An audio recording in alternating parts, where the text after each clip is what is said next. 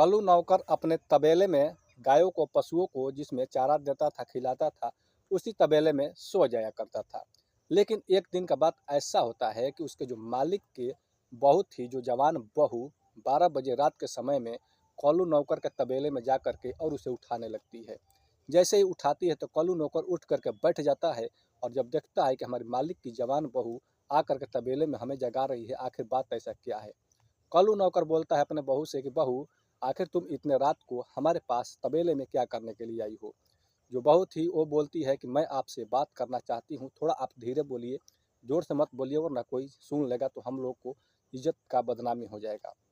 जो कल्लू नौकर है अब वो धीरे धीरे बात करने लगता है और जो उसकी मालिक की बहू थी वो अब उससे बात करने लगती है और बोलती है कि हमें आपसे बात करना था। अब कल्लू नौकर जब इतना बात सुनता है कि बहू बोल रही है कि हमसे बात करना था, तो आखिर क्या बात था। कल्लू नौकर का उम्र कम से कम 40 वर्ष था और जो इधर बहू थी इसका उम्र कम से कम 26 वर्ष था। और कल्लू नौकर अब चारपाई से उतर जाता है, नीचे बैठ जाता है। बहू जो है वो जा कर के चारपाई पर बैठ जाती है। बहू अब जो है कि बात ऐसा करने लगती है, नौकर के साथ अश्लील अश्लील बातें करने लगती है। नौकर को भी समझ में आ जाता है कि अब जो हमारी बहू है, मालिक की बहू, अब उसे क्या चाहिए होता है। और कल्लू नौकर भी पूरा खुल करके अपने बहू से बात करने लगता है। जब बात करते करते दोनों उत्तेजना में आने लगते हैं तो जो बहू थी वो अब कल्लू नौकर से बोलती है कि आप नीचे काहे बैठे हैं, आइए आप ऊपर बैठ जाइए। कल्लू नौकर भी जाकर के अब बहू के पास बैठ जाता है। दोनों एक दूसरे को टच करने लगते हैं जिससे उत्तेजना होने लगता है। उत्तेजना होने के बाद दोनों जो है शारीरिक संबंध स्थापित कर लेते हैं। इन लोगों को पता ही नहीं चलता कि दोनों उत्तेजना में अपने आप को समझ ही नहीं पाते हैं कि दोनों में शारीरिक संबंध बना तो कब बना। और एक दिन जब शारीरिक संबंध बन जाता है तब रोज रोज इन लोगों का यही काम था। जो बहू थी वो प्रतिदिन अब कल्लू नौकर के साथ शारीरिक संबंध बनाने लगती है। लेकिन एक दिन अचानक ऐसा हो जाता है कि जो बहू रात के समय में कालू नौकर के पास तबेले में जाती है शारीरिक संबंध बनाने के लिए और शारीरिक संबंध बना रही होती है तो उसकी जो ननद थी उसके पीछे पीछे चली जाती है। और जाती है तो देखती है कि जो हमारी भाभी है वो एक नौकर के साथ नग्न अवस्था में शारीरिक संबंध बना रही होती है। और कालू नौकर इतना जोर जोर से शारीरिक संबंध बना रहा होता है कि उसकी भाभी का हालत खराब कर देता है। और जो उसकी ननद थी ये सब देख करके बहुत ही परेशान हो जाती है। और जब वो देखती है बहू और जो नौकर जो है वो दोनों देखते हैं कि ये जो ननद है आकर के अब सारा खेल हम लोग का देख ली नग्न हालत में। अब वो लोग जो कल्लू नौकर और जो इसकी बहू है दोनों मिल करके उस ननद के साथ ऐसा कांड कर देते हैं जिससे आप भी सुनेंगे तो बहुत हैरत में पड़ जाएंगे। आप लोगों से बस एक रिक्वेस्ट है कि आप लोग हमारे वीडियो को लाइक कर दीजिए। आप लोग चैनल पर नए आए होंगे तो चैनल को सब्सक्राइब कर दीजिए। आप लोगों को स्टोरी पूरा सुनना चाहिए ताकि आप लोगों को इस स्टोरी से कुछ सीख मिले। तो चलिए दोस्तों, आज स्टोरी को पूरा अंत तक बताने का मैं प्रयास करता हूँ। ये घटना जो है गुजरात का है। गुजरात में एक बहुत ही अच्छा परिवार, खुशी का परिवार रह रहा था।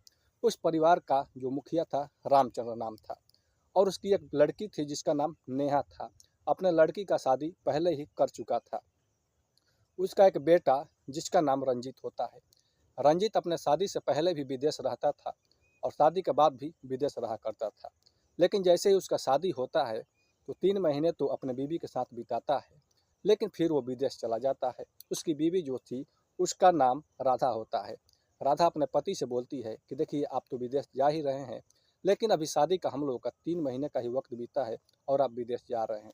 जो रंजीत है वो बोलता है कि देखो अगर मैं नहीं जाऊँगा तो हमारा नौकरी जो है वो शायद कैंसिल हो जाए और हम लोग को कभी वहाँ पर काम पर नहीं रखा जाएगा, इसलिए हमें जाना ही पड़ेगा। जो रंजीत है वो अपने पत्नी को, राधा को छोड़ करके 3 महीने का ही वक्त बीतता है और चला जाता है विदेश। राधा अब जैसे तैसे अपने जीवन को काट रही होती है। राधा भी अपना जवानी का चरम सीमा पर थी और जैसे ही 6 से 7 महीना 8 महीने का वक्त बीतता है तो राधा बार बार फ़ोन करती है अपने पति के पास कि कब आओगे कब आओगे। लेकिन जो रंजीत है वो बार बार दिलासा देता था अपनी पत्नी को कि ठीक से रहो, तुम अच्छी तरह से रहो, मैं आ ही जाऊँगा आ ही जाऊँगा। लेकिन जो इधर राधा थी अब उसे अपने जवानी का गर्मी जो है उसे बर्दाश्त नहीं हो पा रहा था। अब वो कुछ अलग करना चाहती थी। जब वो अपने कालू नौकर को देखती है तो वो बहुत ही हटा-कटा था, हैंडसम था। जो राधा है वो अब उससे बात करना चाहती थी कि शायद कभी कल्लू से बात हो जाए, लेकिन उससे कभी बात नहीं हो पा रहा था, जिसकी वजह से रामचंद्र जो उसके ससुर थे वो घर में ही अक्सर रहा करते थे। अब इधर राधा थी जो वो अब टाइम निकालना सोच रही थी कि कब टाइम निकाला जाए, कैसे मिला जाए कालू नौकर से। जब रात के समय में 12 बजे रात के समय में एक दिन उठती है तो देखती है कि उसके जो ससुर और उसकी सास जो है वो एक कमरे में बहुत ही गहरी नींद में सो रहे हैं। उसी रात के समय में जो उसकी बहू है वो चली जाती है कल्लू के तबेले में। कल्लू के तबेले में जा कर के उसे जगाने लगती है। जब कल्लू नौकर जग जाता है तो बहुत ही अचंभव खा जाता है और सोचने लगता है कि इतनी रात के समय में हमारी मालिक की बहू हमारे पास क्या करने के लिए आई है। और कल्लू नौकर पूछता है कि बहू तुम इतनी रात को यहाँ पर क्यों आई हो, क्या तुम्हारा तबीयत तो ठीक है।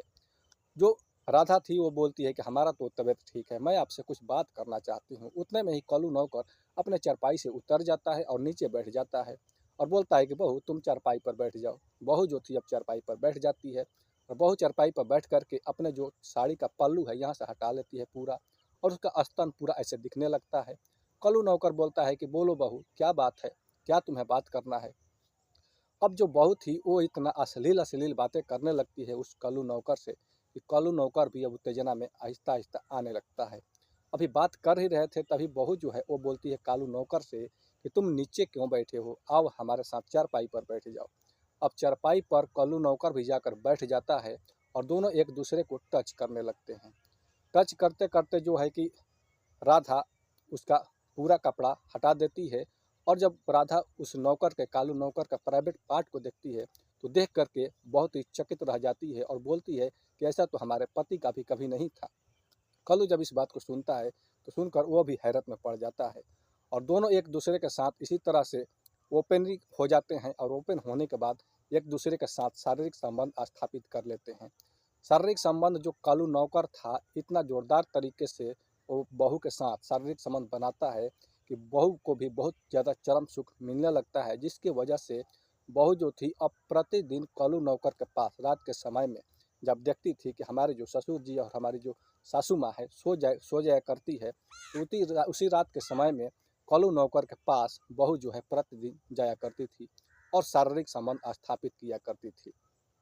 एक दिन का बात ऐसा होता है कि उसकी जो ननद थी वो एक दिन अपने ससुराल से अपने घर पर चली आती है, क्योंकि उसका पति तो पहले ही डेथ कर चुका था एक एक्सीडेंट में, जिसकी वजह से जो उसकी ननद थी जिसका नाम नेहा होता है वह ज़्यादातर अपने मायके ही यानी कि अपने पिताजी के घर पर ही ज़्यादा समय दिया करती थी। चली आती है और आने के बाद वो क्या काम करती है कि अपनी भाभी के साथ ही प्रतिदिन सोया करती है।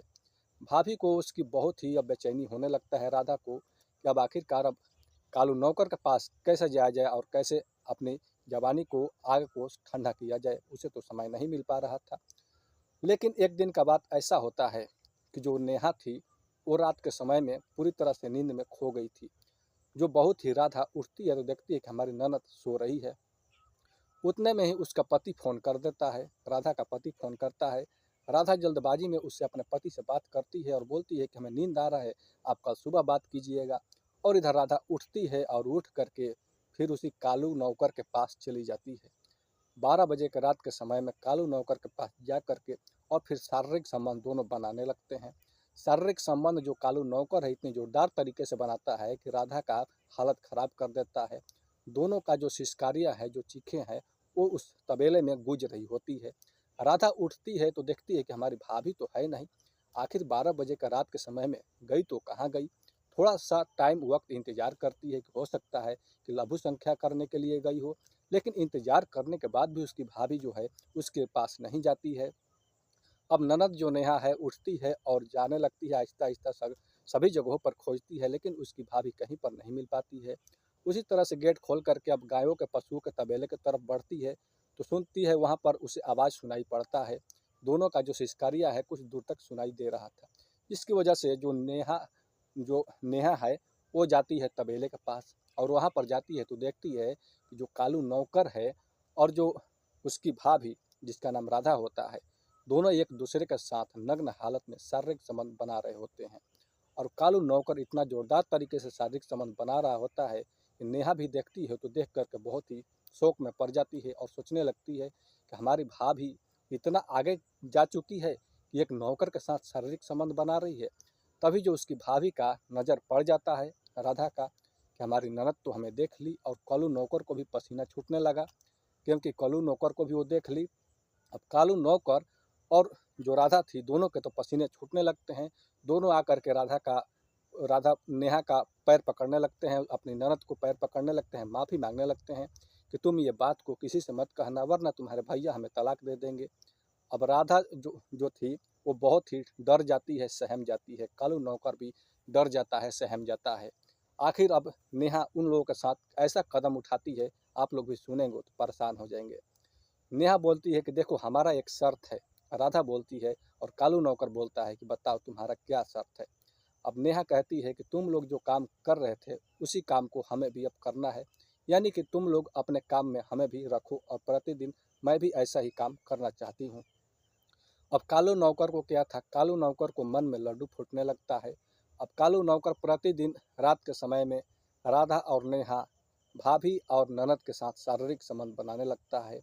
जो नेहा थी वो, उसका शादी होता है तो कुछ दिन के बाद उसका पति का देहांत हो जाता है, जिसकी वजह से नेहा अपने पापा के घर पर ही ज़्यादा वक्त दिया करती थी, और नेहा भी बहुत दिन से शारीरिक संबंध नहीं बनाई थी, जिसकी वजह से उसका भी जवानी उफान मार रहा था, और जिसकी वजह से नेहा भी उस नौकर के साथ शारीरिक संबंध स्थापित करने लगती है। जब पहला बार जब शारीरिक संबंध स्थापित करती है तो कालू नौकर इतने जोरदार तरीके से झटके देता है कि जो नेहा है वो भी चरम सुख का आनंद लेने लगती है, और उसकी भाभी जो थी राधा, दोनों मिल करके इसी तरह का चरम सुख का आनंद ले रहे होते हैं। तो दोस्तों, ये रही कुछ ऐसी कहानी कि जो हम लोगों को सोचने पर मजबूर कर देता है कि आखिरकार वो लड़की जो थी और जो उसकी भाभी थी, आखिर ऐसा कदम क्यों उठाई, एक नौकर के साथ शारीरिक संबंध क्यों स्थापित की। क्योंकि उसका पति उसके पास समय नहीं दिया करता था, वो अक्सर विदेश में रहा करता था, जिसकी वजह से इस तरह का काम राधा को करना पड़ा। कुछ लोग चंद चरम सुख के लिए अपना इज्जत और अपना नाम बर्बाद कर देते हैं। तो दोस्तों, आप लोगों को जो समझ में आया हो और जो सीख मिला हो तो आप लोग कमेंट बॉक्स में ज़रूर बताइए। मिलते हैं नेक्स्ट स्टोरी में। आप लोगों को स्टोरी पूरा सुनने के लिए बहुत बहुत धन्यवाद।